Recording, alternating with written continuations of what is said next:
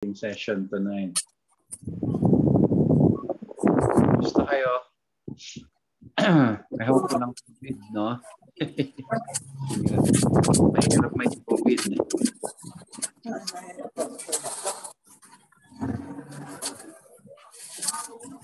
Sige, simula. Tayo ay magkwentuhan muna ng ating mga buhay-buhay. Ano? Okay. Base sa ating mga huling pinag-aralan, ano yung naging impact nito sa atin at paano tayo nito dinala sa isang bagong Kristiyanong buhay.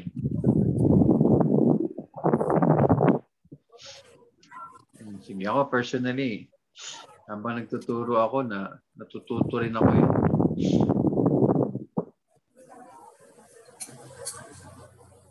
Kaya I hope na natututo rin kayo. So let's begin with Ate Arlene. Ate Arlene, ano pwede mong ikwento sa amin about ating Bible bonding session?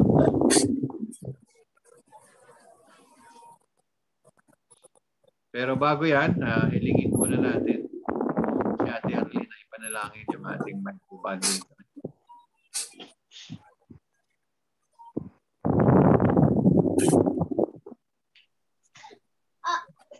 Tayo po ay manalangin. Diyos namin, Ama, makapangyarihan sa lahat. Muli, salamat po sa pagkakataon na binigay mo sa amin para kami po ay makapag-aral ng inyong salita. Salamat po, Panginoon, sa Bible bonding na nakakatulong para kami po ay lumago spiritually at magpalakasan bilang mga kapatiran, Panginoon. Ikaw po ang magpaalala sa bawat kapatiran namin na maka-attend po, Panginoon, sa aming Bible bonding at maging daan, Panginoon, upang maging matatag sila, Panginoon, lalo na ngayon na pandemic, Panginoon. Palayan niyo po ang gabing ito at maging bukas ang aming puso at isipan sa mga bago naming pag-aaralan, maging gabay sa aming buhay, Panginoon. Pang aming sa madalangin, sa matamis na pangalan ni Jesus. Amen. Ate Badet, magandang gabi sa iyo. Good evening din po, Pastor.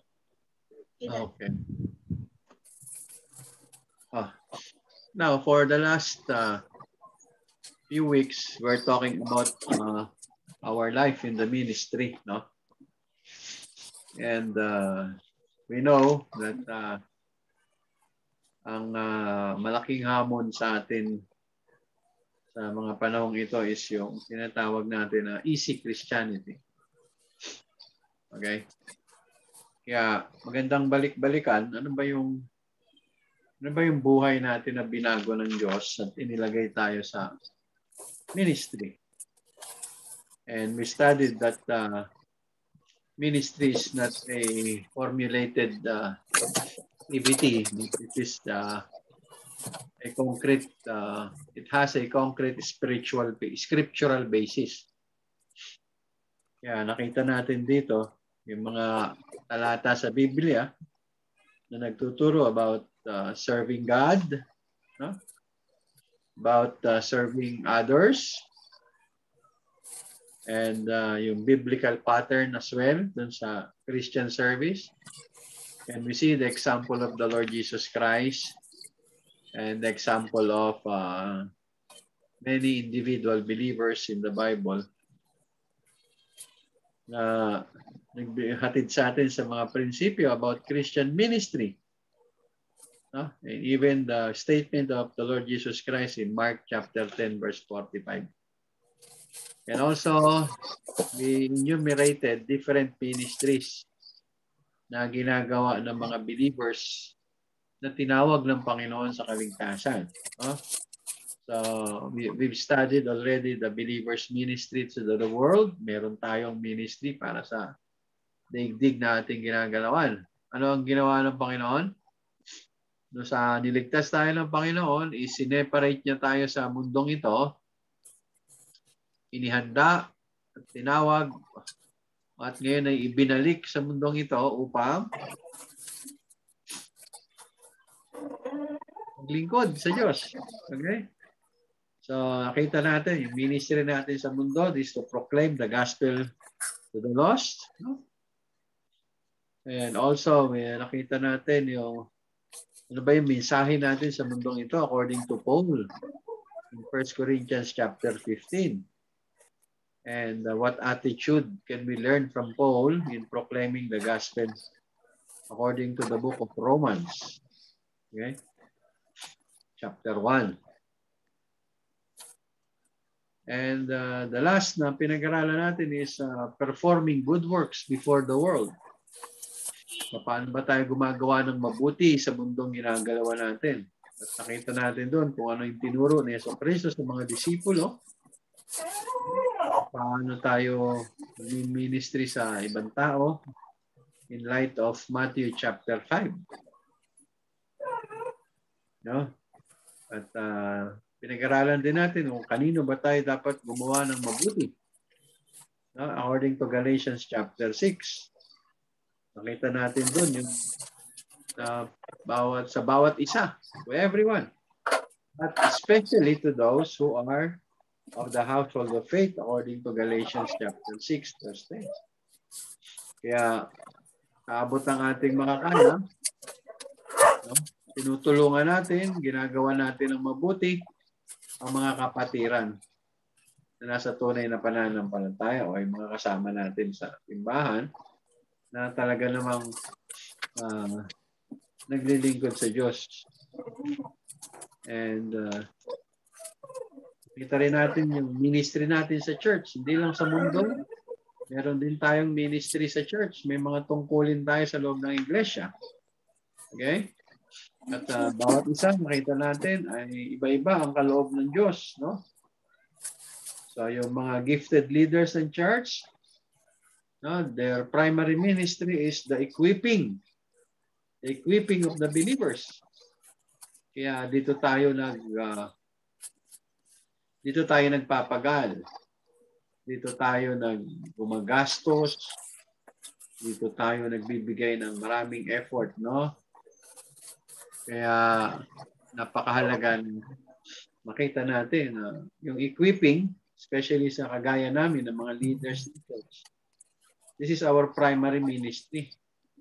Equipping the believers. No? Kaya nag-ingat tayo ng katanungan, no? Bakit importante yung equipping ng believers dun sa mga believers na involved sa ministry. So may kanya-kanya kayong mga pananaw, no? Ang dami niyong binigay ng mga pananaw, nakakatuwa, no? No.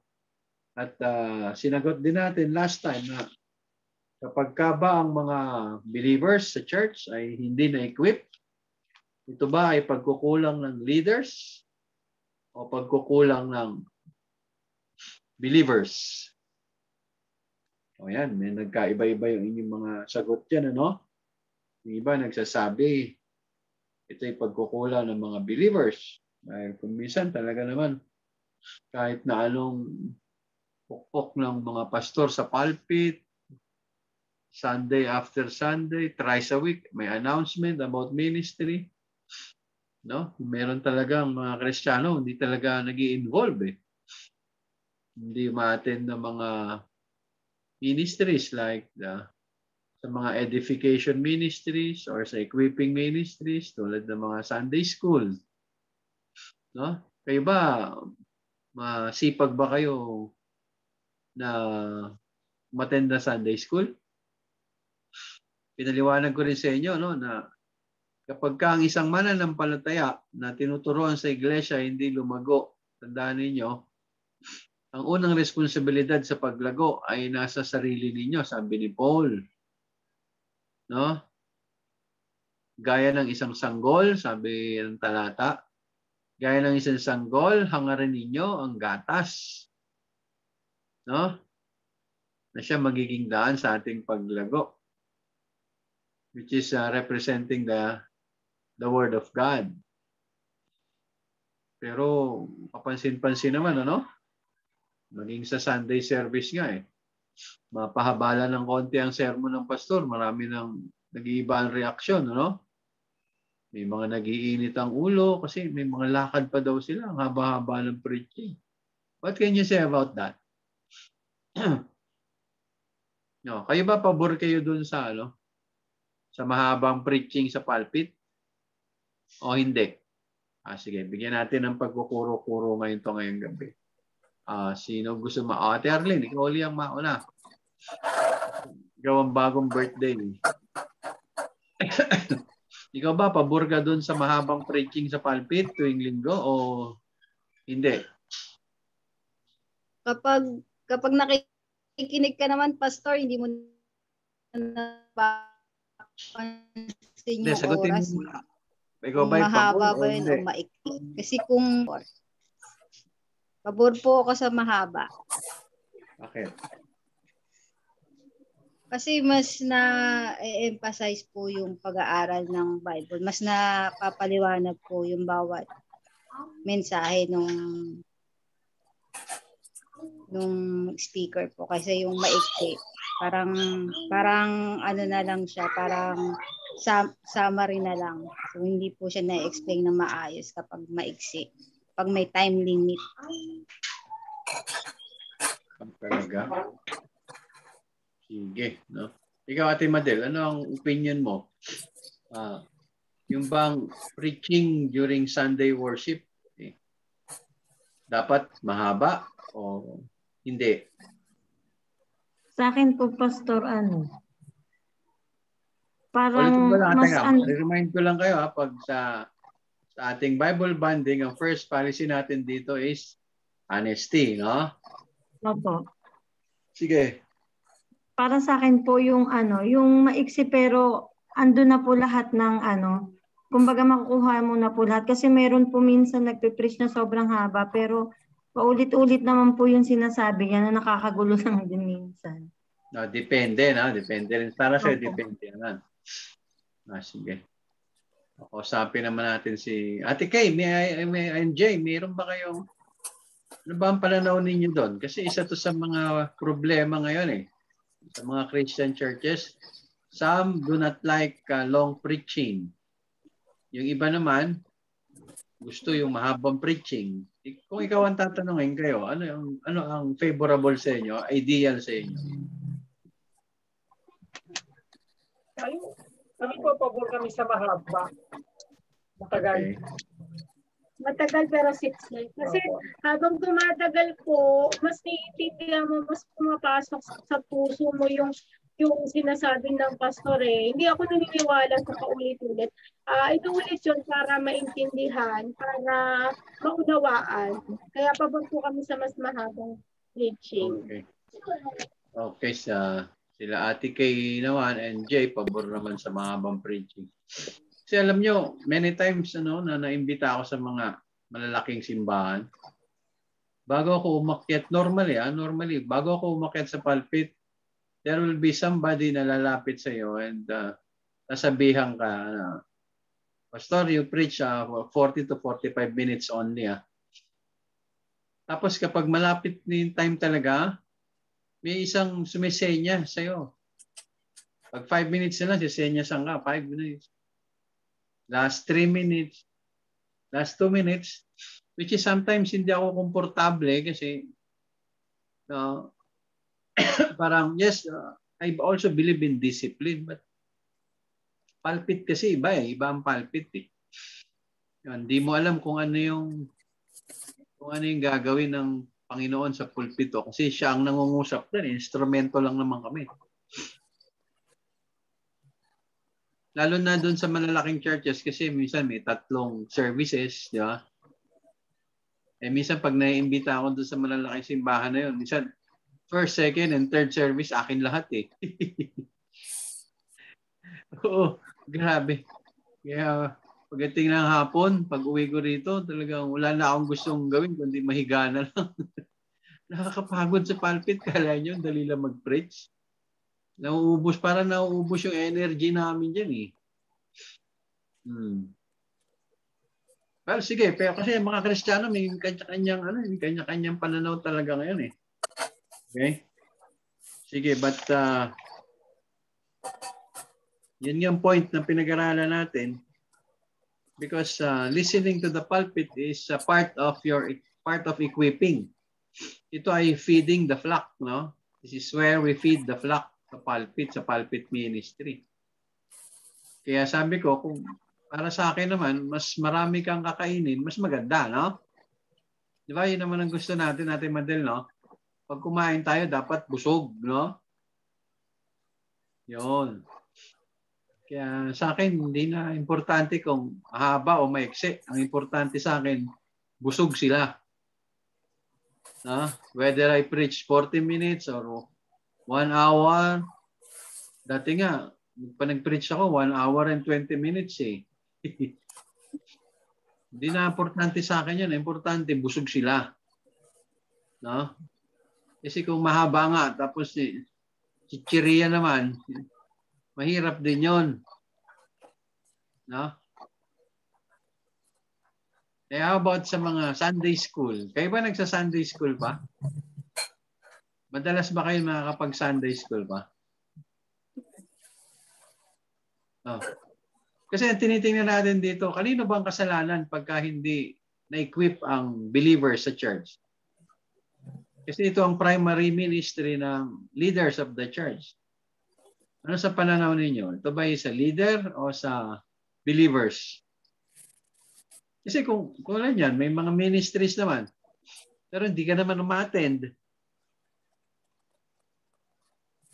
Eh ang responsibilidad mo, palaguin ang sarili mo, sabi ni Paul eh. Responsibilidad mo na pagsumikapan, lumago sa spiritual na buhay. Kaya may responsibilidad ka. Diyan pumapasok yung human responsibility. Okay? Pero primarily, pagka ang church ay hindi na-equip, ang malaking problema ay sa leadership. Nasa leaders talaga kasi ang Bible nagtuturo na yan ay ministry ng leaders of the church. Bakit yan tamad umattend? Eh baka hindi na-inspire ng salita ng Diyos. Kasi di ba kayo, personally, kapag ka natututo kayo, the more na gusto nyo umattend uli, bumalik, yun naman talaga ang tendency eh. Okay? Kaya number one ang problema talaga pagka hindi na-equip ang believer sa church, nasa leader. Kasi trabaho nila yon. Okay? Susunod dyan, dun sa believers. Well, dun na papasok yung inyong attitude, no? Yung inyong delight sa Panginoon. Masaya ka pa ba sa Panginoon? Yun ang problema sa Christianity. Dapat masaya ka sa Panginoon. No? Kaya ba naranasan nyo na hindi pa tapos yung Sunday service, tumatakas ka na kasi may lakad ka pa?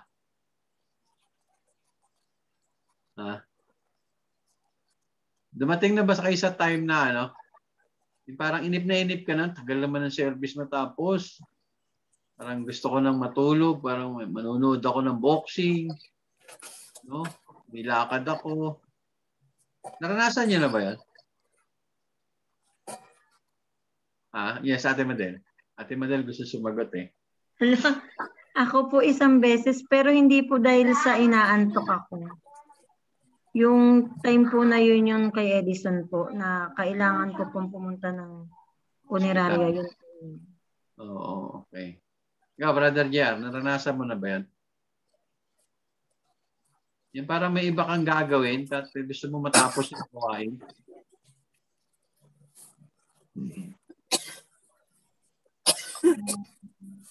Opo, pero hindi ko po nagagawa. Pero naisip na experience ko po, isipin lang.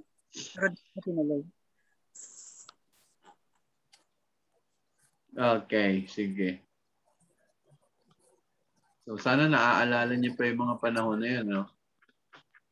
Okay, now we also studied that in the believers' ministry in the church, there is the employing of spiritual gifts to minister to each other in the church. Okay? Kaya si Apostol Pablo nagturo din doon sa 1 Peter chapter 4 verse 10, no? Yung paggamit ng spiritual gift na natanggap natin mula sa Panginoon is to serve one another in the church.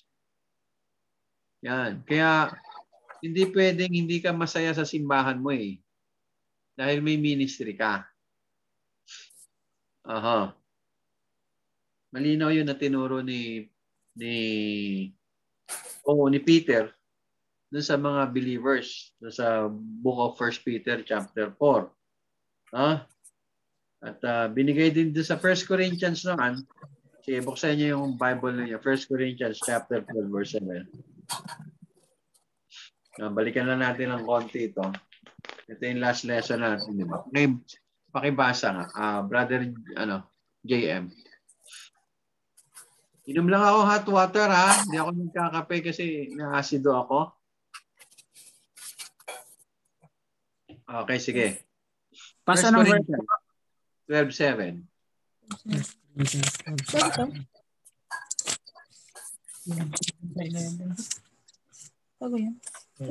First Corinthians 12:7. 12:7. But the manifestation of the Spirit is given to each one for the profit of all. For the profit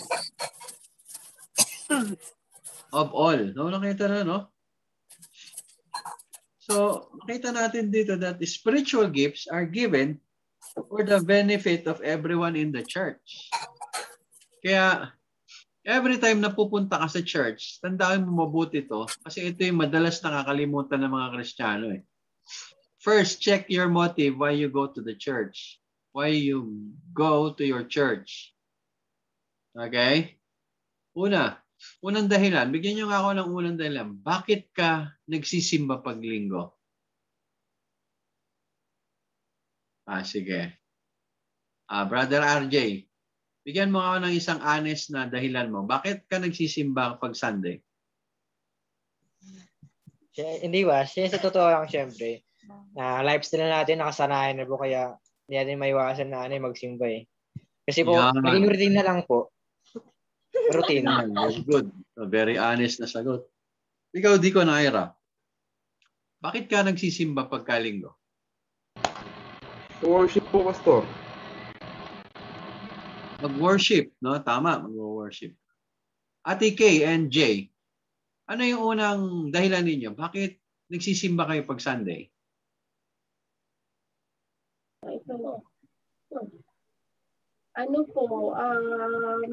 Kasi yun po yung utos ng Panginoon on the 7th day, araw na po yun eh. So, ibigay po natin yung araw na yun para sa Kanya. Para sa Kanya. So, yan. So, para sundin yung utos ng Panginoon. Kaya tayo nagsisimba. Okay. Now, kapag ka nasa simbahan na ba tayo, ay naiisip ba natin na ano ang kapakinabangan ko pag nandito ako sa loob ng simbahan at ako'y nagsisimba?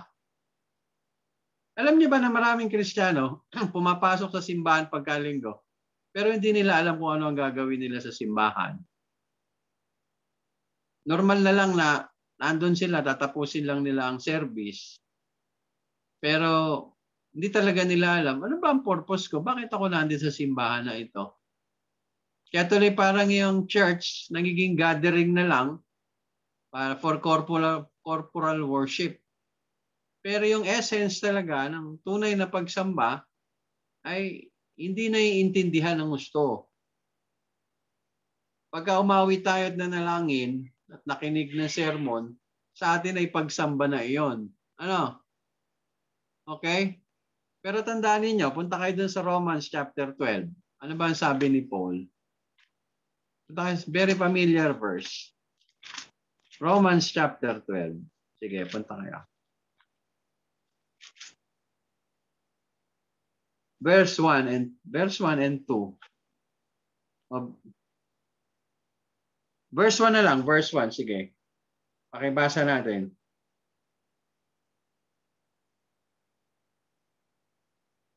Sige, somebody read please. Kahit sino open nyo lang yung microphone niyo. Romans 12:1. I beseech you, therefore, brethren, by the mercies of God, that you present your bodies a living sacrifice, holy, acceptable unto God, which is in your reasonable service. Okay. Nakita nyo? May pakiusap dito si Apostol Pablo, no? No? By the mercies of God, that you present your bodies a living sacrifice, holy, acceptable to God, which is your reasonable service. So ano daw yung makabuluhang paglilingkod? Ang sabi ni Apostol Pablo, ano daw napapaloob doon? It is by presenting your bodies a living sacrifice, holy, acceptable to God, acceptable to God. So, una yung makikita natin dyan yung how we present our bodies to the Lord. Okay? The second is your lifestyle as a living sacrifice, holy, acceptable to God. So definitely, there is a purpose for a body why you are giving a holy sacrifice or acceptable service to God. So, pumupunta tayo sa simbahan, unang-una, upang ibigay ang ating sarili. Tama si Ate Kay. Sa pagsamba. Sa pagsamba. No? Ang isip, ang puso, at ang kaluluwa. I mean, a whole of our being is presented to God as a offering. Offering to the Lord. Now, secondly, no? In light of 1 Corinthians chapter 12 verse 7, paano magbe-benefit naman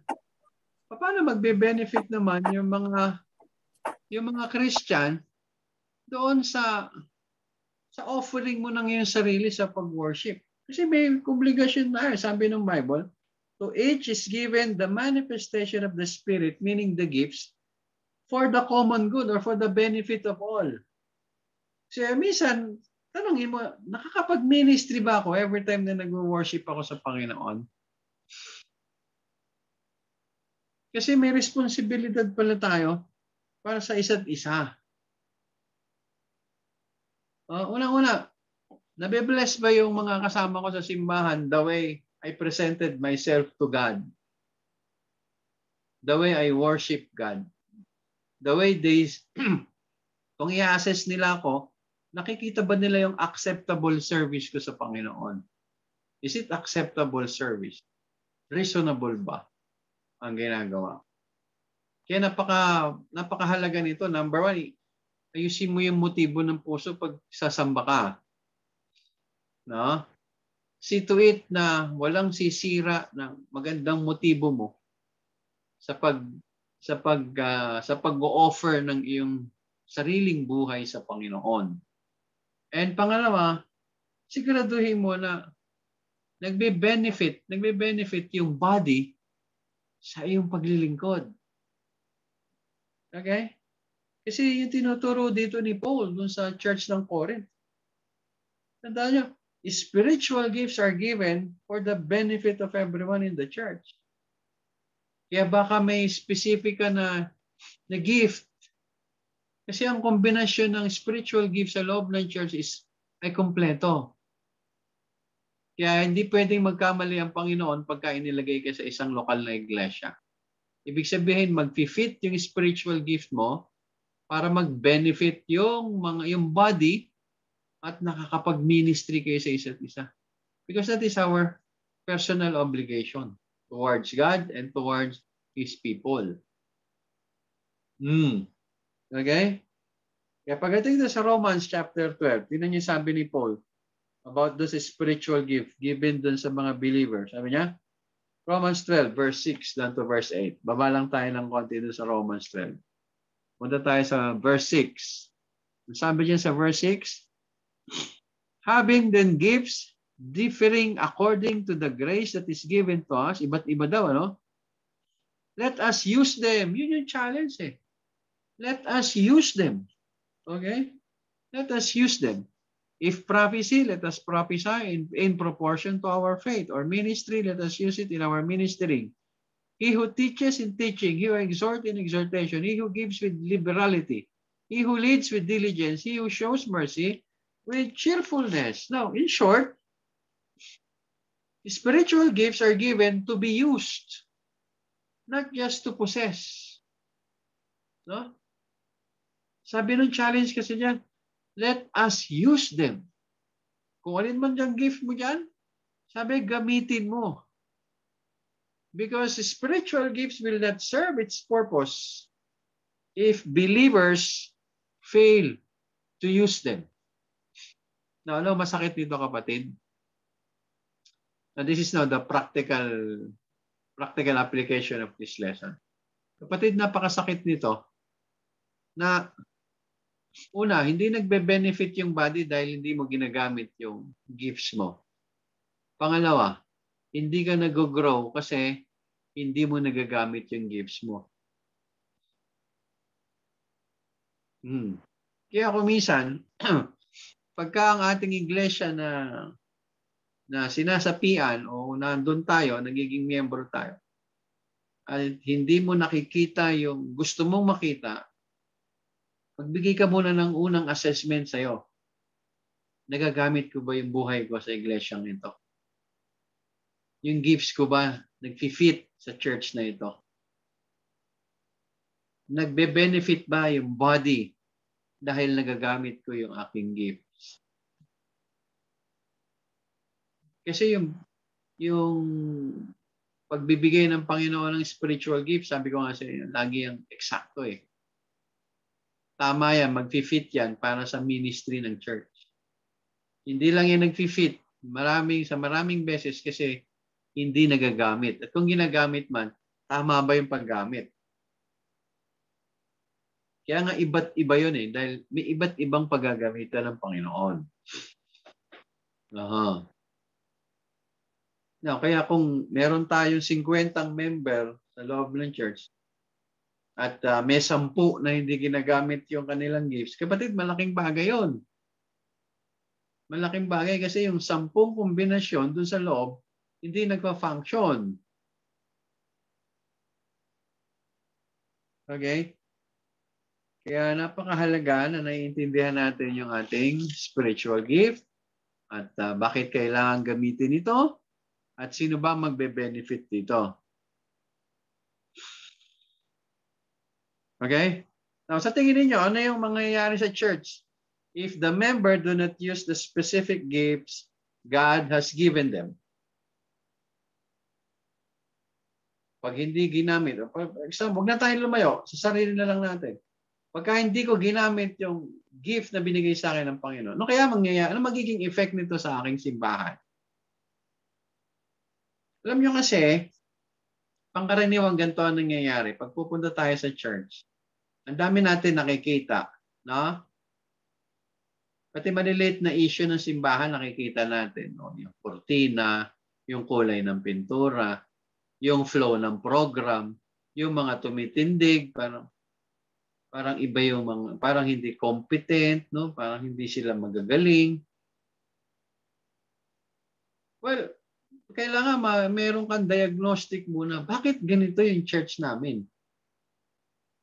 Yung gift niya ba ay naaakma sa kinikilos niya, sa ginagawa niya? O baka yung gift ko dapat yung ginagamit doon eh. Kaya lang, hindi ko ginagamit. Kaya tuloy, yung iba na force na tumayo doon sa gampanan yung gift na wala naman sa kanila.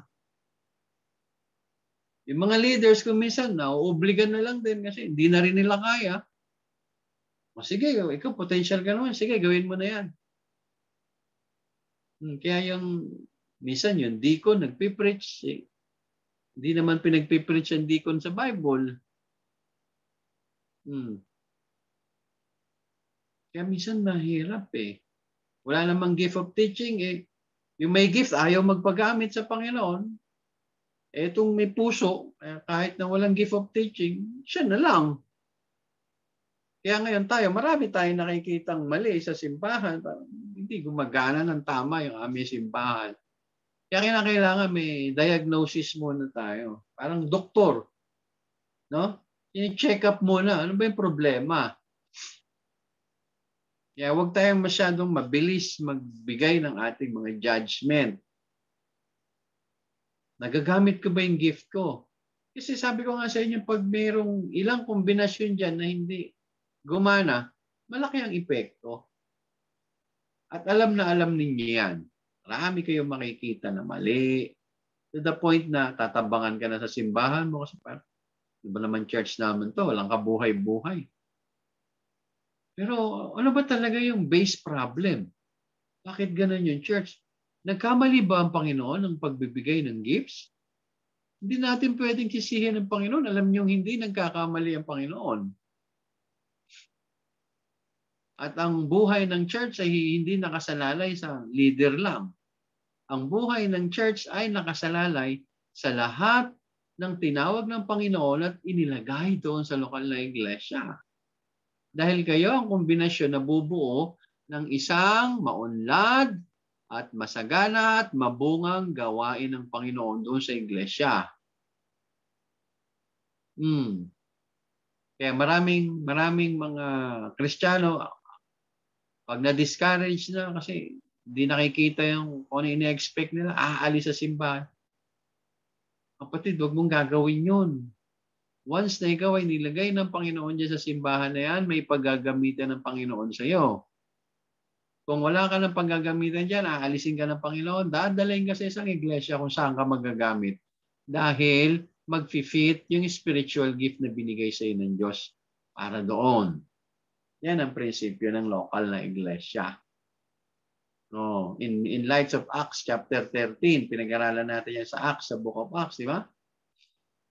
Tatawagin ng Panginoon at ililigtas, babautismuhan at dadalahin, gagawing miyembro ng iglesia. Sino naglalagay ng mga member sa church?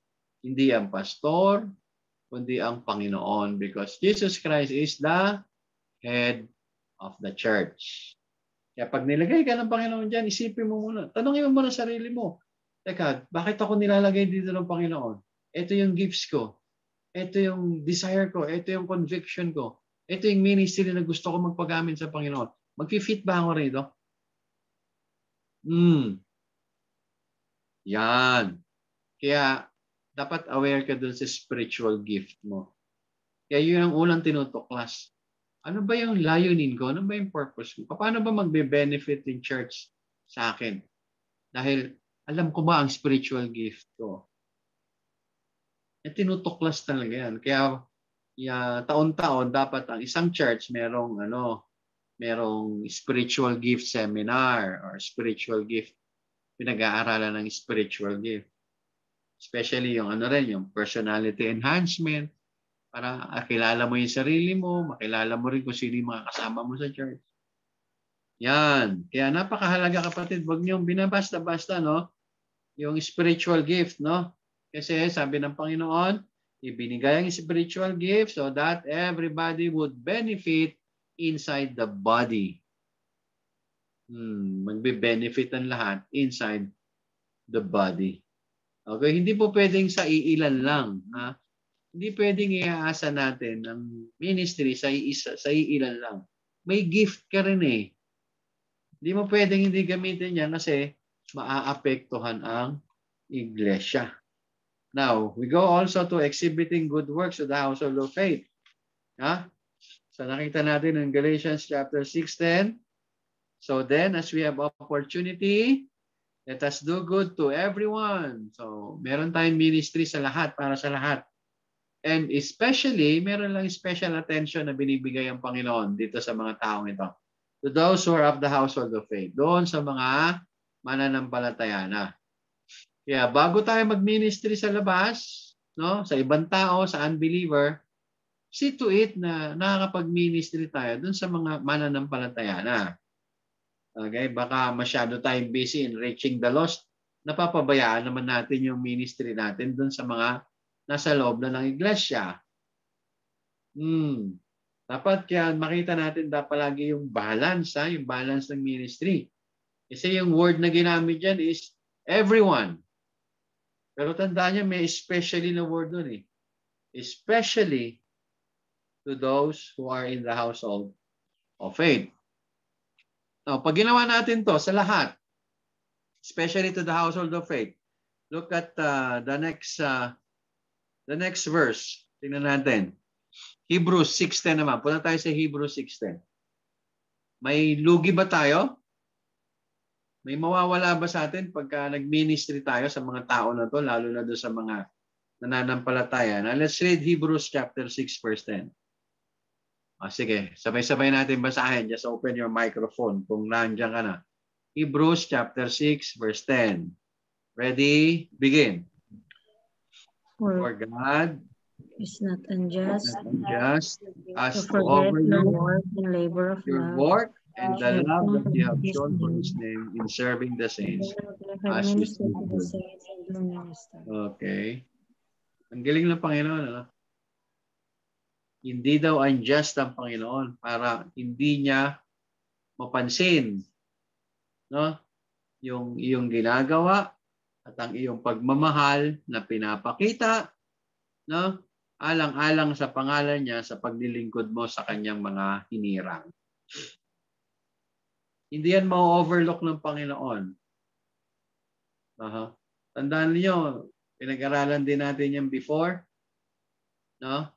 Sabi ng Panginoon, kapag ikaw ay tumutulong sa nangangailangan, ikaw ay nagpapautang sa Diyos. Okay? And the more you give, sabi ng Panginoon, the more you will receive. Well, that is in the context of giving, but the same principle applied doon naman sa mga hindi nagpapabaya sa mga pamilya ng mga nananampalataya. Lalo na ngayon, no, sunod-sunod ang ating mga nangyayari sa bansa natin, ano? Paano kayo nakakatulong sa komunidad ninyo? Yung mga kapitbahay natin na nangangailangan, paano natin sila naaabot at natutulungan? Sa mga kapwa natin mananampalataya na may mga nawalan ng trabaho, may mga namatayan ng mahal sa buhay, at kung ano-ano pang mga trahedyang naranasan. Nasalanta ng bagyo, nilindol. No, dito sa Cavite, nilindol tayo, no? No, Batangas. Paano natin ay papahayag yan? Yung ating, yung Galatians 6:10. No? Kasi doon, as we have opportunity sa bawat pagkakataon na binibigay ng Diyos, let us do good to everyone, the Bible says. Let us do good to everyone. Okay? Kaya, napakaganda na nagiging buhay natin ito. Sapagkat ang Diyos na tumitingin, kailan may hindi makakalampas ang lahat ng kabutihang ginagawa natin, alang-alang sa kanyang pangalan, para sa kanyang mga hinirang. Okay? God knows, and He will recognize the effort we exert to serve the believers, Every little act of kindness, hindi makakalampas yan sa pananaw ng Panginoon. And also, we've studied our extending help for the needy in the church. Sa mga nangangailangan naman, okay? So, alam natin yan. Kung yung mga unbeliever ay tumutulong sa mga nangangailangan, dapat sa atin magsimula yan. Okay? Acts chapter 2, verse 45. Acts chapter 2, verse 45. No?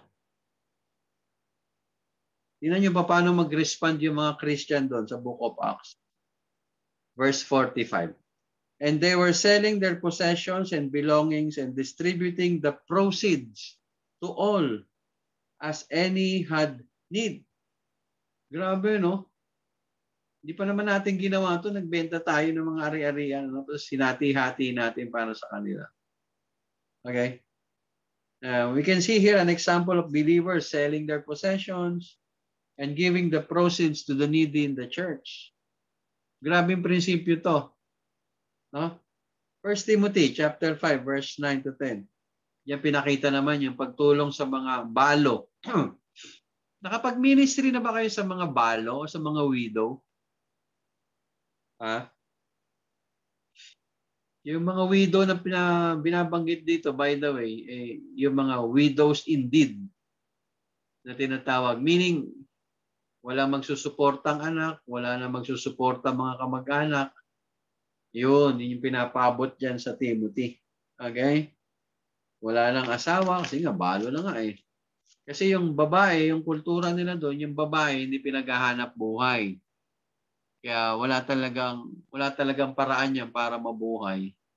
Kaya yan ay iniutos ng Diyos na tulungan ng iglesia. Tulungan ng iglesia. No? Kaya kung minsan makakakita kayo ng mga Baptist churches, may mga matatanda sa loob ng church, no? Minsan nagiging worker sila doon sa church. Kasi nga, wala na silang matatakbuhan. Kaya, kinukuha sila ng church, tinutulungan sila doon. Meron silang masisilungan, meron silang makakain, sa iba pang mga pangangailangan. Kasi yun ay inuutos ng Diyos. Okay. Hindi lang yung mga hindi lang yung mga widow, pati yung mga orphans. Nakapunta na kayo sa orphanage? Nakapag-ministry na ba kayo sa mga ulilang lubos o mga walang magulang? Yan. Look at James chapter 1 verse 27. Nakaka-rebuke tong verse na ito. O, Ate Arlene, ikaw nga magbasa, Ate Arlene. Ako nakahang yata si Ate Arlene, di gumagalaw. Ayan, gumalaw. Pakibasa mo nga yung James 1:27.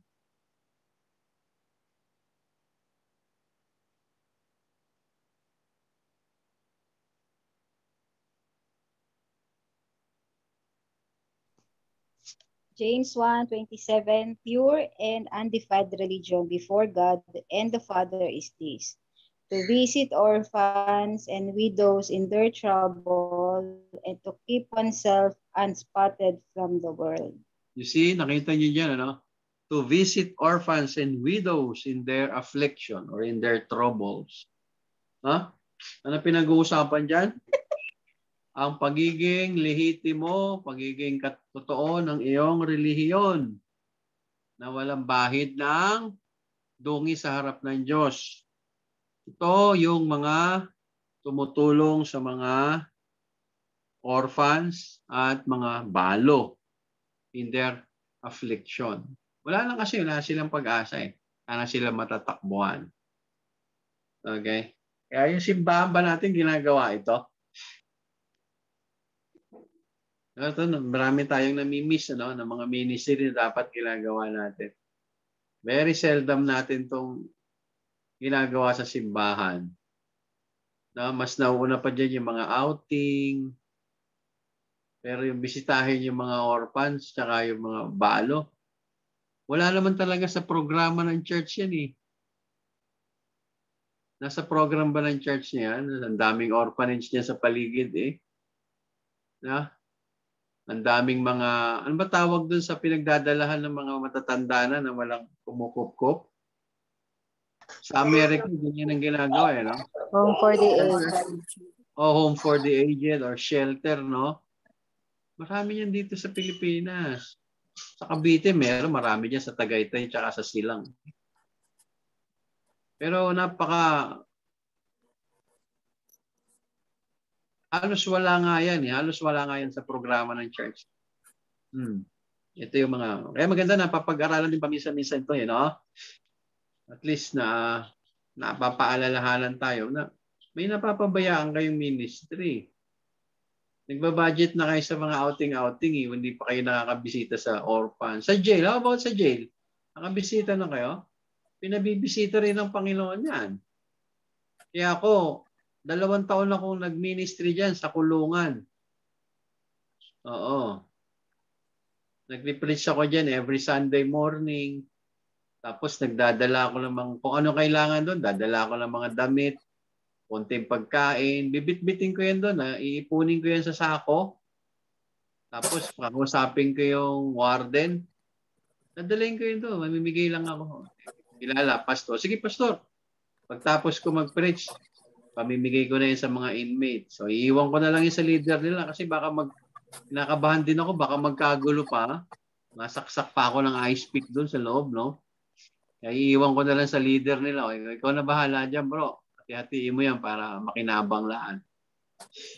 At least, sa maliit natin paraan, nakakabawas yun ng kanilang kalungkutan.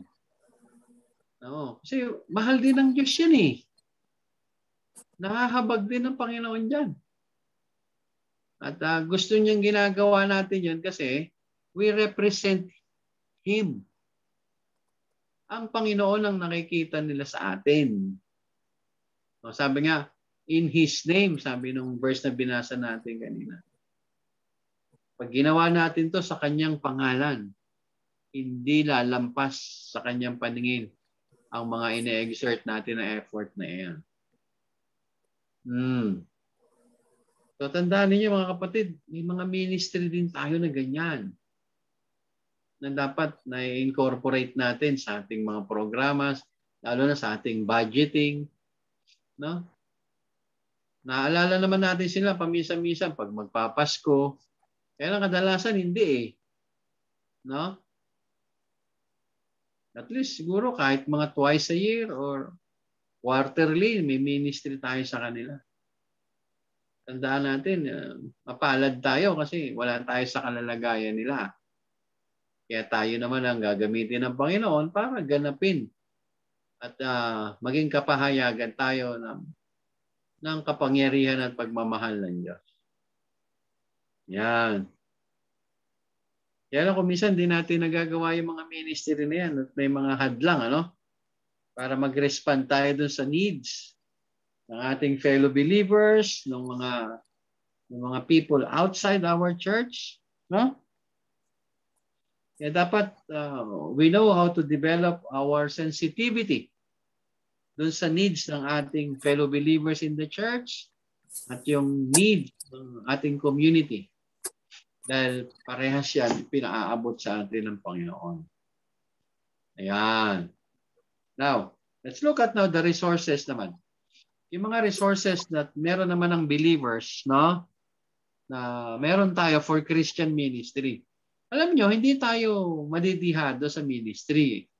Hindi tayo ilalagay ng Panginoon sa ministry at tapos pababayaan lang. Hindi. May mga resources na inanda ang Panginoon sa atin sa ministry. Now, pag pinag-uusapan yung resources, ang ibig sabihin niya, yung mga bagay na binigay ng Panginoon sa mga believers so they can do the ministries kung saan sila tinawag. In the context of the local church, pinag-uusapan natin, in the context of the local church. And of course, without these resources, no believer can be able to participate in the ministry. Now, these resources are already true in every believer. They may be neglected or not use them, but definitely they already have them. Nasa atin na to eh. Kasi napaka-wise ng Panginoon. No? Bago ka niya ilagay sa ministry, syempre, naihanda niya na mga bagay-bagay na iyan. Okay? Kaya sa lesson natin na to, we will consider 4 resources. Pero palagay ko hindi natin matatapos lahat ito ngayong gabi. That God had already provided to every believer so they can serve the Lord in the body of Christ or in the local church. Now, number 1 is the possession of spiritual gifts. Yan, balik na naman tayo sa spiritual gifts. The possession of spiritual gifts. Now, ano ba yung spiritual gifts? Now, tandaan niyo mabuti. Spiritual gift is a God-given ability bestowed on each believer by the Holy Spirit to accomplish a given ministry to be used within the context of the body of Christ. Okay, sige, chat nyo na lang ako mamaya pag gusto nyo yung definition. I-chat ko na lang sa inyo. Okay? Now, yan yung definition ng spiritual gifts. Now, sino ba yung binigyan ng spiritual gifts according sa mga titignan natin talata sa Biblia? Na sige, Simulan natin. Buksan natin ang ating Biblia sa aklat ng taga-Epeso, Ephesians. Yan. Buksan yung Bible niyo. Ephesians, chapter 4. Sino ba yung mga binigyan ng spiritual gifts? Sabi sa Ephesians chapter 4, verse 7. Tingnan natin. Now, samahan niyo ako. Ha? Sundan niyo na mata niyo. But to each one of us, grace was given according to the measure of Christ's gifts. Wow. No? To each one. Ibig sabihin, lahat ng believers, lahat ng Christian, may gifts. May gifts galing sa Panginoon. So, kung hindi mo pwedeng i-deny yan. Hindi mo pwedeng, excuse ako sa ministry, wala akong gift. Hindi po pwede. Malinaw yung Bible, ano? Now, 1 Peter chapter 4, verse 10. Punta naman tayo sa 1 Peter chapter 4, verse 10. Yan. Tingnan naman natin. As each one, ito na naman yung word, as each one has received a gift, minister it to one another as a good stewards of the manifold grace of God. Each has received a gift. Meron Meron talagang gift. Doon binigay kanino? Sa lahat. Okay, so kanina nabasa na natin yung 1 Corinthians 12:7, ano? Sabi, to each is given the manifestation of the Spirit for the benefit of all, or for the common good. Ito yung each. Kaya mga kapatid, meron kang gift. Yan. Kasi gagamitin ka ng Panginoon. Kaya inihanda niya na yan. Ibinigay niya na yan sa'yo. Iniready ka na dyan. That is one of the resources para magawa mo yung iyong ministry. The giving of the gifts. Now, alam mo yung kinakailangan nating gawin dito sa spiritual gift na meron tayo. Sabi ng verses. Okay. 1 Peter chapter 4 verse 10 again. Sabi doon, use it to serve one another. Kaya makita mo, ready ka sa ministry, may gift ka. Paano mo gagamitin? Gagamitin niyo sa isa't isa. Ako, magmi-ministry sa inyo. Kayo, magmi-ministry sa akin. Pakakalanin niyo yung pastor lang ang nagmi-ministry sa church. Meron din kayong ministry sa pastor. May mga gift kayo. Pag in-enumerate natin yung mga gift, alam niyo yan. Marami kayong alam na klase ng gift. Yan, meron diyang gift of mercy. Meron diyang gift of encouragement. Meron diyang gift of faith. Kaya kapag ikaw, nangihina ka na sa pananampalataya, parang gusto mo na sumuko, no? Dadalhin ka ng Panginoon sa isang tao sa church na mag-i-encourage sa'yo, na may gift of faith. Kapatid, at magpapaliwanag sa'yo what is faith is all about. Yan. Ganun ang kombinasyon ng church. Okay, Romans chapter 12, verse 6 to 8. Having gifts that differ according to the grace given to us, let us use them. Makita nyo? Gagamitin natin siya. So spiritual gifts are given to every believer to be used to serve one another in the body of Christ. Now, ang tanong ulit, in what way can the use of our spiritual gifts benefit the body of Christ according sa 1 Corinthians 14:12? Tingnan niyo mabuti. Kaya masaya ang church kapag ginagamit natin yung gifts natin. Kasi yan sabi ko nga kanina, yan ay resources ng Panginoon na ibinigay na sa atin kasi inihanda na tayo ng Panginoon. May ministry tayong gagawin. Ano daw to? Number 1, 1 Corinthians 14:12. So with yourselves, since you are eager for manifestation of the Spirit, strive to excel in building up the church. In building up the church. Kaya sabi ko sa inyo, assessment, mga kapatid. Diagnosis. No, wag hindi yung pag nainis kayo sa church, parang hindi niyo nakikita yung expectation niyo. Lalayasan niyo yung church. Baka ikaw ang kailangan. Kaya tingnan mo muna, magbigay ka ng assessment. Baka hindi mo ginagamit yung gift mo kaya hindi mo makita yung ina-expect mo. Oh, kailangan i-diagnose natin. Okay? Bakit? Kasi sabi doon, strive to excel. Ano may sabihin ng strive to excel? Yun yung word na ginamit dyan sa verse eh. Strive to excel in building up the church. Paano natin i-explain yan? Strive to excel. So, you see? Di ba, mabigat yung ating responsibility? Strive to excel eh. Pag sumikapan mo na maging mahusay. Hindi ka lang ordinaryong gumagamit ng gift mo.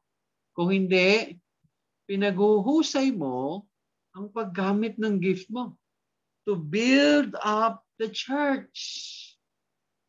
Hindi ka pwedeng makontento na ginagamit mo yung gift mo out of duty lang. No. Hindi pwedeng out of duty lang kasi hindi ka talaga mag-excel. No? Hindi ka mag-exert ng maraming effort kasi gusto mo lang idaos eh. Member ka ng choir. Gusto mo lang kumanta, ito part mo, yun lang gagawin mo talaga, kakanta. Pero yung maging maaga dumating sa choir, mag-encourage ng mga member ng choir, hindi mo nagagawin yan kasi wala kang espiritu na ito, strive for excellence. Okay? Bakit? Kasi we are building up the church. Yan. Mag-ministry ka sa church, pupunta ka sa church, no? Kasi gusto mo nga mag-excel, magiging example ka eh. Halimbawa, nag-a-asherets ka, saka sa mga asherets, hindi ka pupunta sa church ng Lake dahil alam mo, hindi ka mag-excel doon. Hindi ka makakatulong, hindi ka makaka-build up. Okay? Hindi mo pa i-rally yung sumpong mo sa church. Kapag nasa ministry ka, hindi pwedeng pa i-rally mo yung topak mo. Kasi meron akong responsibility to strive to excel. Kaya kailangan ko munang kalimutan yung sarili ko dahil meron akong ministry. Meron akong gift na gagamitin to build up the church. And kapag lahat tayo ginagampanan yon, makikita natin yung gusto natin makita. Kasi ginagampanan natin eh. That is a big thing that is really missing dun sa spirit ng fellowship. No? Talagang nagsusumikap tayo maging mahusay sa paggamit ng ating mga kaloob. Hindi lang natin to ginagamit, bagos nagsusumikap tayong maging mahusay sa paggamit ng ating mga kaloob. Tandaan niyo yung word na yan, ha? That is in 1 Corinthians 4:12. Strive to excel. Nandiyan yan yung main verb dyan eh. Word na strive. Your responsibility. May responsibility ka lang. Yung idea, yung responsibility mo. Strive. Kaya hindi pwedeng relax ka lang. Hindi pwedeng easy ka lang. Kailangan mo maging mahusay. Pag sumikapan mo, maging mahusay. In building up the church. 1 Corinthians 12:7. Ito, kanina, pinag-usapan na natin ito kanina. To each is given the manifestation of the Spirit for the benefit of all or for the common good. So, spiritual gifts are given for the body of Christ to profit and be built up. To profit and be built up. Okay, now, what are the different spiritual gifts na minention ni Paul in Romans chapter 12? Okay. Dami, no? If prophecy, in proportion to our faith. If service, may gift of service ka ba? Yan. In our serving. Okay? The one who teaches in his teaching. The one who exhorts in his exhortation. The one who contributes in generosity. And the one who leads with zealousness or with zeal. And the one who does acts of mercy with cheerfulness. Grabe, no? Ganong ina-appropriate yung gifts eh. Okay? Nakita ninyo? Kaya mga kapatid, take note of this. You have a big part in your church. Malaki ang bahagi mo sa church. Okay? Kaya dapat bago tayo pumunta sa church, may personal assessment na tayo. Ano bang, paano ko ba i-present sarili ko ngayon? Kasi mag-worship ako sa Panginoon at magiging instrument ako in building up the church and in fellowship. 1 Corinthians 12, 8 to 10. For to one is given, dyan na kaya, 1 Corinthians chapter 12. Tayo sa ating Bible. 1 Corinthians chapter 12. Yan, dyan na kayo. Simula tayo sa verse 8. Now, follow me with your eyes. For to one is given the word of wisdom through the Spirit, to another the word of knowledge through the same Spirit, to another faith by the same Spirit, to another gifts of healing by the same Spirit, to another the working of miracles, to another prophecy, to another discerning of spirit, to another different kinds of tongues, to another the interpretation of tongues. But one and the same Spirit works all these things, distributing to each one individually as He wills. Nakita niyo sabi na? Distributing to each and one individually as He wills. Sovereign pa rin yung Panginoon pagdating sa gift. As He wills. Okay? So, di naman po pwedeng nasa iyo lahat. No? Yeah, minsan yung problema sa church may na-encounter na ba kayong kasama sa church na parang all-knowing? Parang nasa kanya na lahat ng gifts. Parang lakas-lakas ng energy niya, hindi napapagod. Lahat talagang gagawin niya lahat. Kumisan maganda yon pero kadalasan hindi. No? Kasi nga, may appropriation yung gift Tama yung pagkakasalansan. Sabi ng Bible, as He wills. So kaya ikaw kay NJ, kapag ang gift ninyo is gift of encouragement, for example, then strive to excel in encouraging people. Huwag mong exercise yung gift of mercy kung gift of encouragement ang nasa iyo. Okay? Yun ang ibig sabihin dito ni Paul. Napakahalaga na nakikita natin to. Na naiintindihan natin. O ikaw naman, Ate Madel, gift of service, then serve. Mag-serve ka kasi ginagawa mo yung para sa Panginoon. Okay? Mag-serve ka. Kung wala ka namang gift of exhortation, huwag kang tatayo sa pulpito. Kasi hindi ka makakapag-exhort ng maayos. Hindi ka makaka-bless ng puso. Hindi maaabot yung puso. Pwedeng maabot yung ulo, pero hindi maaabot yung puso. Okay? So, minsan kailangan lang natin reviewin yung Bible natin Okay? Those are spiritual gifts na mini-mention sa Bible. Ephesians 4:11, isa pa rito. Ephesians chapter 4 verse 11. By the way, yung ibang gifts niyan hindi na applicable sa present dispensation Like the tongues, hindi na yan applicable ngayon kasi that is doon yan sa Pentecostal era. Meron kasi mga temporal gifts na tinatawag. May mga temporal gifts. Tsaka ko na ile-lecture sa inyo pagdating na. Okay? Now, Ephesians 4:11. And He gave the apostles, wala na rin. The prophets, wala na rin propeta. The evangelists, meron pa. And the shepherd teachers. Shepherd teachers or pastor teachers. Sa original Greek, isang word lang yan, pastor teachers, magkasama, no? Okay? Kaya pagka pastor ka, dapat marunong ka magturo. Hindi pwedeng hindi. Pagka pastor ninyo, hindi marunong magturo, mahirap yon. Baka hindi talaga niya gift yon. Napaka-imposible nun na pastor ka tapos hindi ka marunong magturo. Hindi na enlighten yung tao sa iyo, walang natututunan. Kaya mag-isip-isip ka muna, baka hindi ka tinawag magpastor. Okay. So, ayan, nakita niyo yung mga iba pang gifts. 1 Peter chapter 4, 10-11. Nakita natin kanina yan. Okay. As each has received gift, use it to serve one another as good stewards of God's varied grace. Whoever speaks, as one who speaks oracles of God. Whoever serves, as one who serves by the strength that God supplies. Sino doon nagsusupply ng strength in the gift of service? It is still God.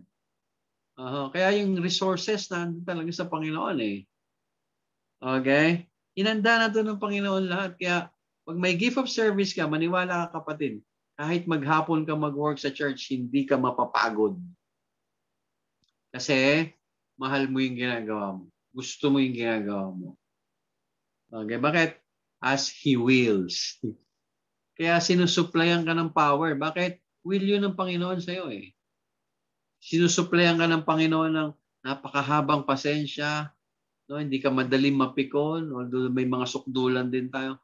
It is because He wills that for you. Okay? Okay, saan tayo? In order that in everything, ito yung purpose, in order that in everything God may be glorified through Jesus Christ.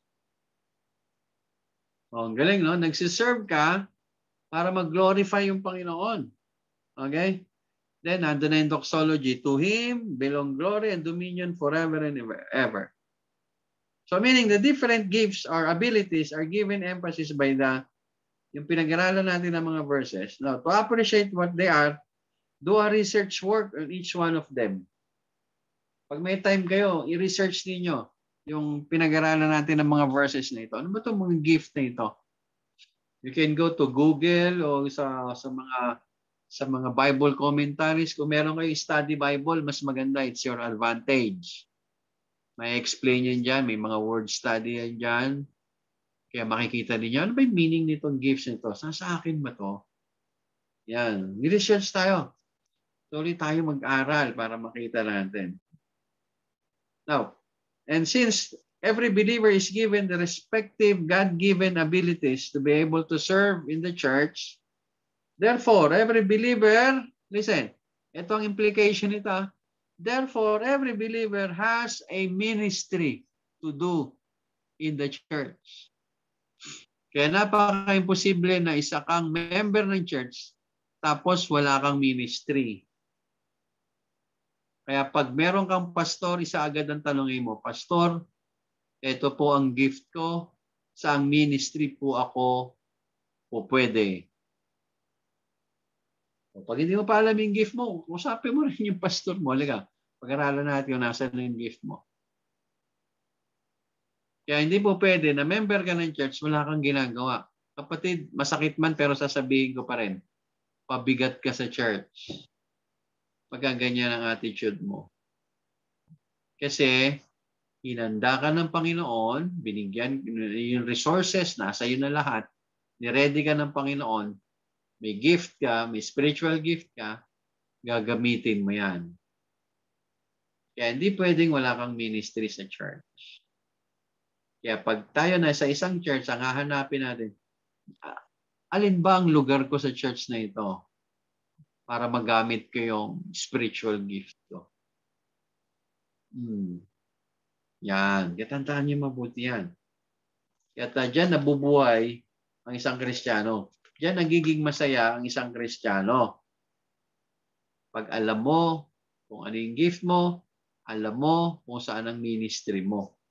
Kaya hindi nagtatagal ang isang Kristiyano sa isang church kasi hindi niya ini-involve ang kanyang sarili.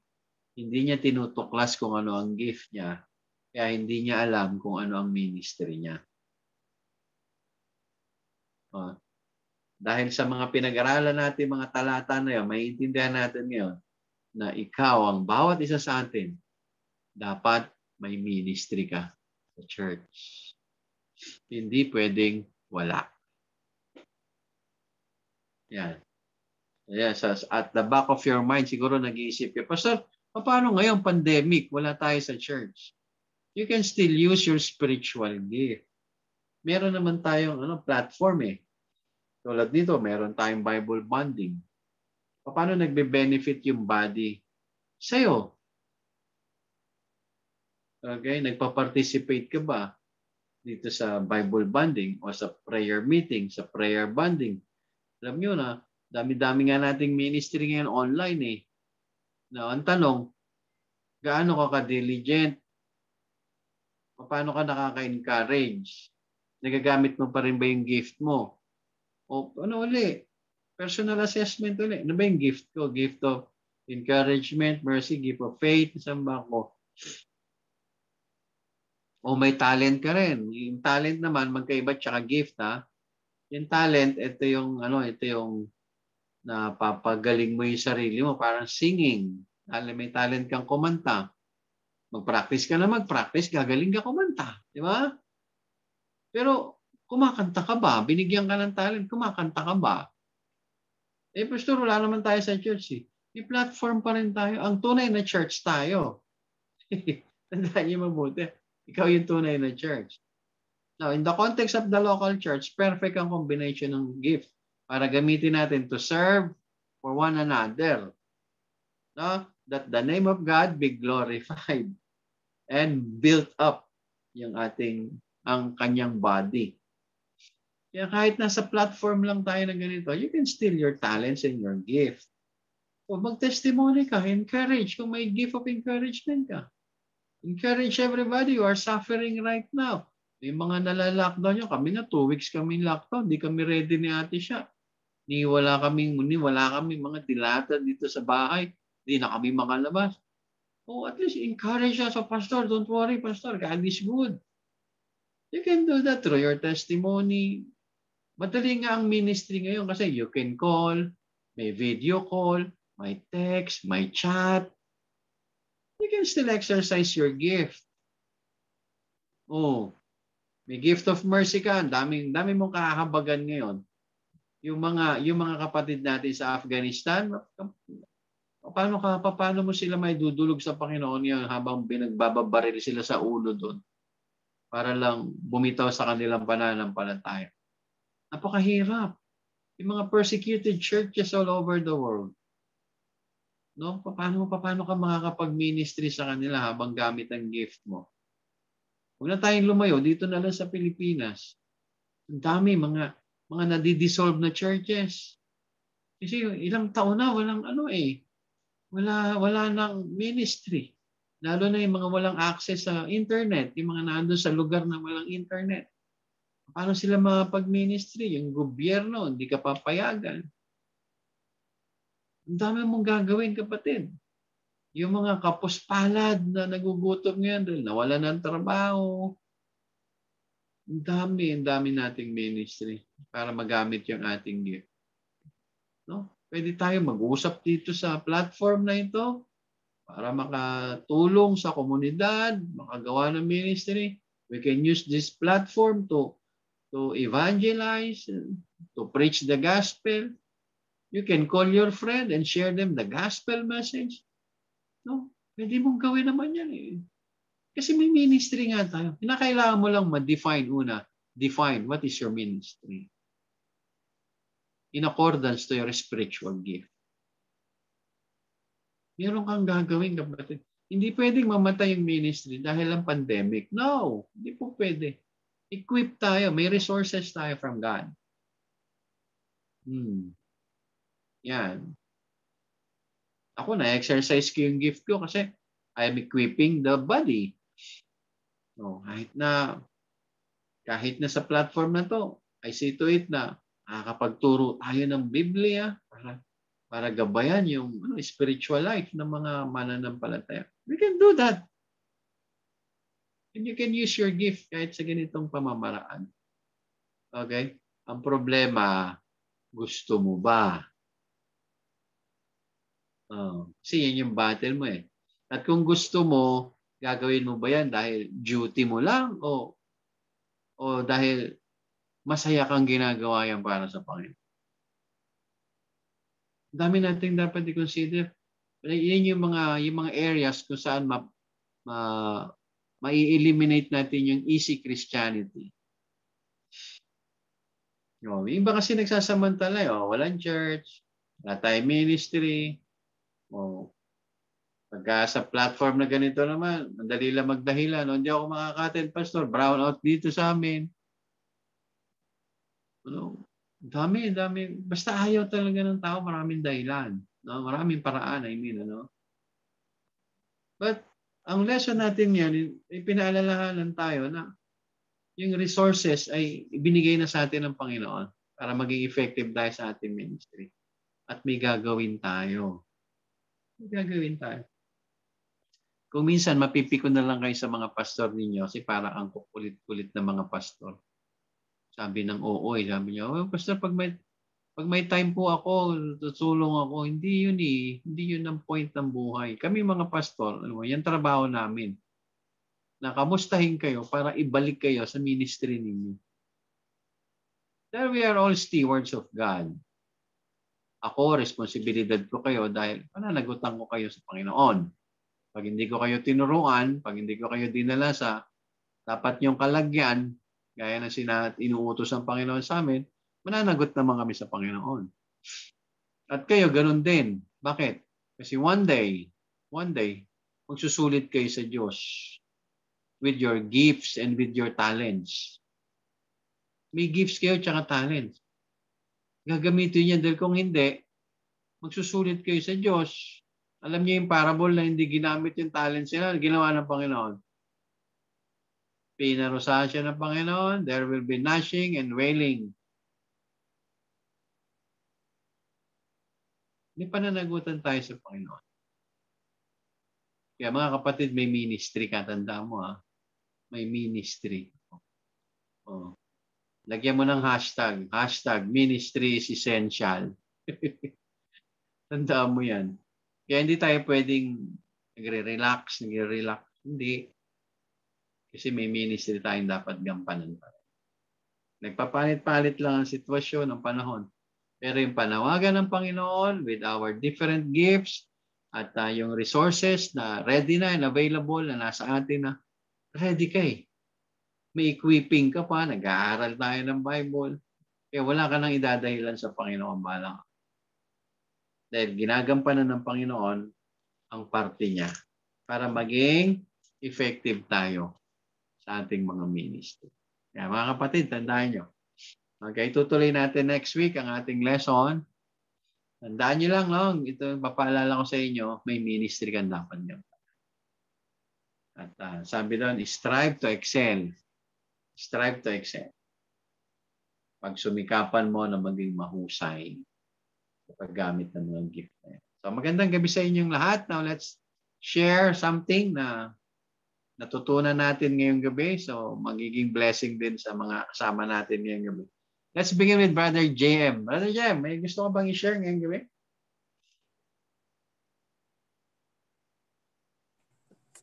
Saan po, Pastor, yung spiritual gift na pinagkaloob sa atin ng Panginoon through the Holy Spirit. Na first, you must know yung spiritual gift na meron ka. Alamin natin kung ano ito at para saan dapat ito na ginagamit. And kapag nalaman na natin yung spiritual gift natin, make sure na nagagamit natin ito para sa kapakinabangan ng lahat, especially to the household of faith and and make sure na nagagamit mo to edify the church para sa ikalalago ng simbahan, especially dun sa ministry. Yan po, Pastor. Okay. Salamat, Jem. Totoo yan, ano? Sige, si Mami. Punta tayo kay Mami naman this time.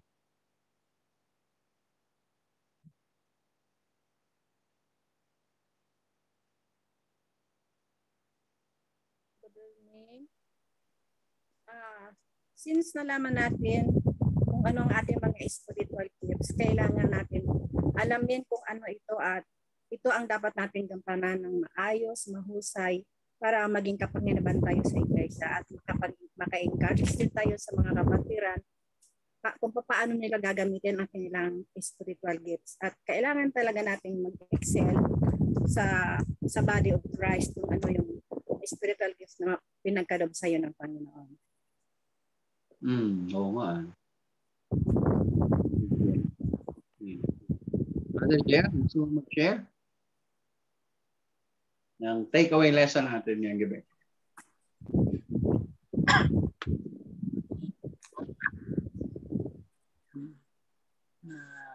Dapat po talagang meron tayong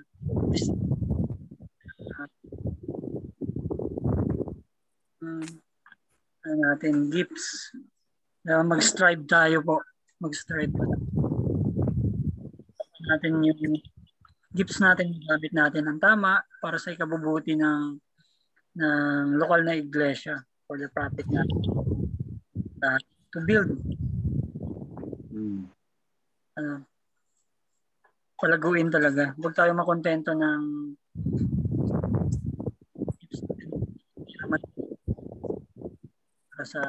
to encourage din yung iba na yung kanilang ding gifts mano din nila. Kaya din. Yun lang. Okay. Thank you. Ate Glaze. Thank you, Brother Jar. Kay Ate Glaze naman.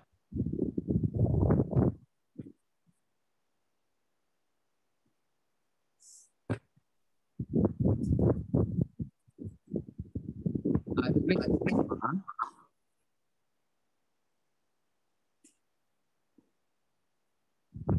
Sige, balikan kita, Ate Glaze, ha? Hindi kita marinig, eh. Doon tayo kay Ate Maria naman.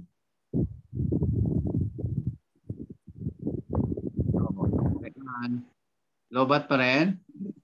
Hindi po. Okay. Ayun, good evening po. Yun nga po na dapat nating alamin kung ano yung gifts natin para magamit natin to sa loob ng church. Para mag-function din tayo sa church ng tama. Kasi nga, hindi pwedeng ang gift mo is sa kamay ka, gagawin mo pati yung sa paa.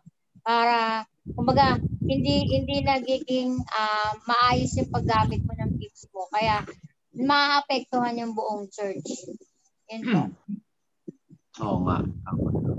Inayos na ng Panginoon lahat. Sige. Ate Kay and Jay, may gusto kayong i-share?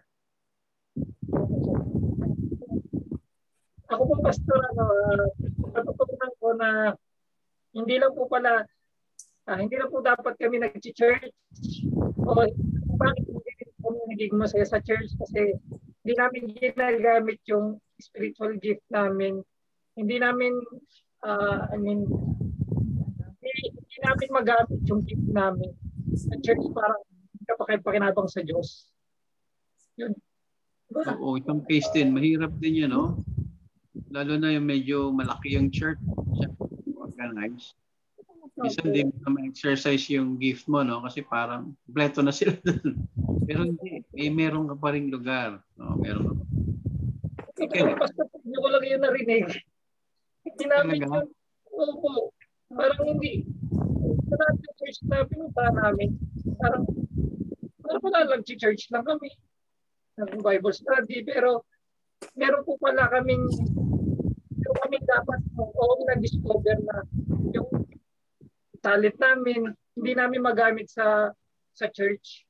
Opo. Oo nga. Sayang, masasayang yung panahon. Dapat gamitin mo. Dahil yun ang sabi ng Bible. Okay. Thank you, Jay. Okay.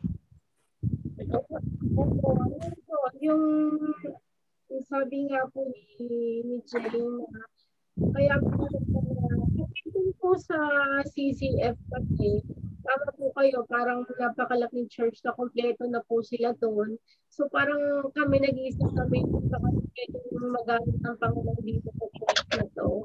So pagka nag-volunteer po kami sa, for example, sa choir, parang fill up na po yung parang na-fill up na yung kasi nag-out po doon eh. So fill up na yung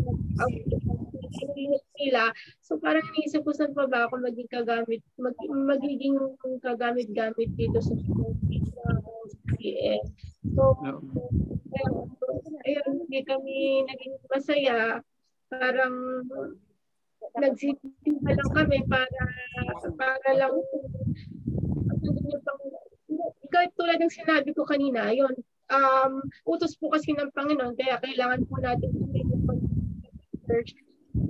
Ngayon po na-realize na dapat pala nagagamit kami sa ministry ng Panginoon para ma-enjoy namin yung pag-church at yung ma-share din namin yung gifts and talents po namin. Okay. Tama po. That is very malaki ang nawawala sa atin pag hindi tayo kasi kasama tayo dun sa kabuuan ng church eh. Kaya ang hinahanap natin ay yung church na meron akong lugar para gamitin ang buhay ko. Anyway, salamat sa inyo dalawa. Pagpalain kayo ng Panginoon. Ate Glaze, okay na yung audio mo? Opo, Pastor. Yeah, go. Yung sa akin po, Pastor, yung 1 Corinthians 14:12, yung strive to excel, building up the church. Okay. Syempre, kailangan po natin na talagang magpursige para po makatulong din po tayo sa mga ministry at yun nga po, yung matulungan din po natin yung church. Especially yung mga kapatiran natin, kumbaga nagagamit natin yung ating spiritual gifts mismo sa ating mga kapatiran. Kasi yung central ng, tandaan nyo to yung sentro ng lahat ng gift is the edification of the body. Yun yung pinaka-sentro. Kaya binigay ang gift that is for the edification of the body. To build up the body. Kaya kailangan part ka ng building up. Kailangan bahagi ka na. Okay? Magbe-benefit ka sa gift ng iba, mabibuild up ka. Magbe-benefit sila sa gift mo, mabibuild up ka. Okay? Yun yung kombinasyon ng mga gifts sa loob ng church. Okay, salamat Ate Glaze. At nawa tama, magsumikap nga tayo na maging mahusay para sa paggamit at pagganap ng ating mga spiritual na kaloob. Ate Arlene, palit na ng palit yung screen mo, kisamin na lang yung kita Kanina kita ko pa yung salamin mo Nahihiya ka ba? Nahihiya ka? Masama pakiramdam ko lang, Pastor. Ay, ganon. Vaccine. Vaccine ka? Yes po. Ano ginamit sa'yo? Anti-rabies. Anti-rabies. Ivermectin. Maglagay ka ng busal, baka makakagat ka. Moderna sa akin, Pas. Moderna.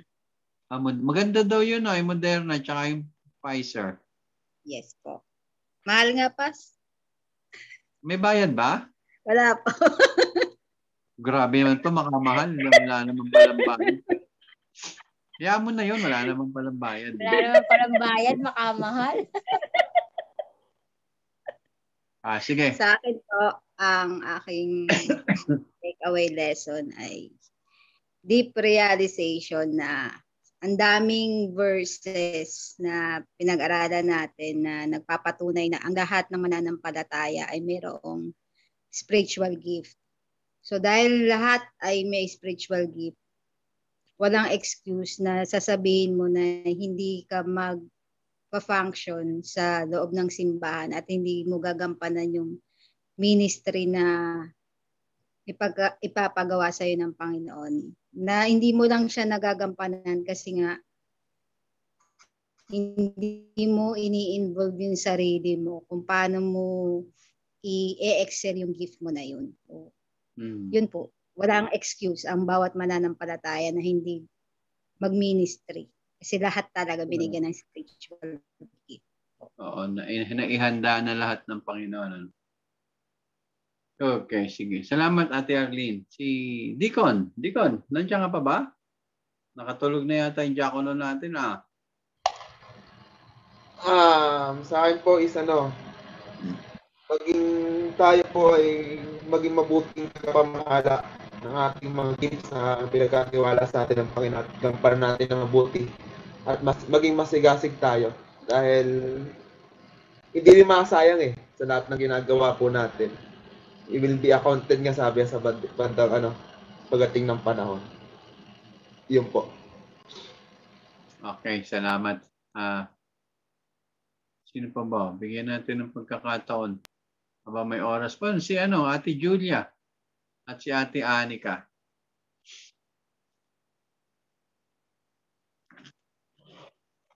Nandiyan pa ba sila? Opo. Wow, ayan. Sige, Ate Julia, go.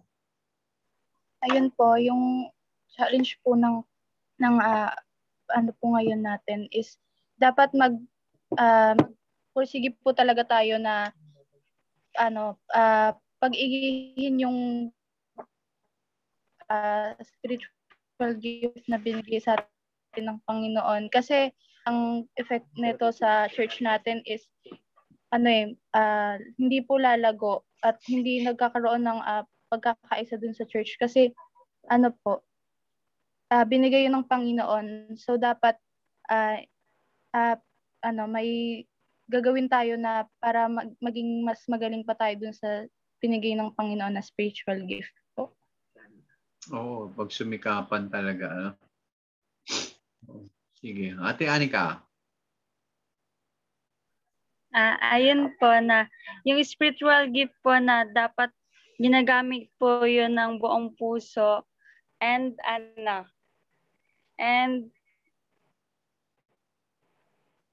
ayun nga po na kahit maliit kahit iba-iba yung spiritual gift kasi yung ibang Kristiyano binabase sa na ba't ganito yung spiritual gift nila, pero sa Panginoon is pantay-pantay yon. Ayun po. Okay. Tama, iba-iba pero lahat may bahagi talaga, Tama. So, salamat, Ate Anika.